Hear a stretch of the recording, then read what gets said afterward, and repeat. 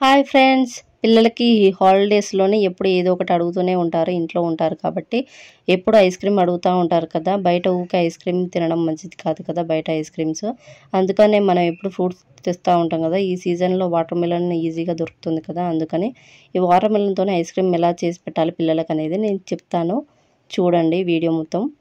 చూసారు కదా, ఫస్ట్ నేను వాటర్ మిలన్ని ఇలా చిన్న చిన్న పీసెస్ లాగా కట్ చేసుకున్నాను.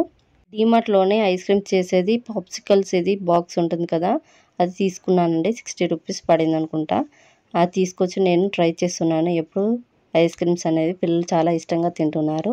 ఇలా నేను వాటర్ మిలన్ పీసెస్ కట్ చేసుకొని అందులో ఉన్న సీడ్స్ ఉంటాయి కదా, గింజలు, అవి తీసేసుకున్నాను. ఇలా మిక్సీ పెట్టేసుకున్నానండి. చాలా పేస్ట్ అనేది చాలా రావాలి.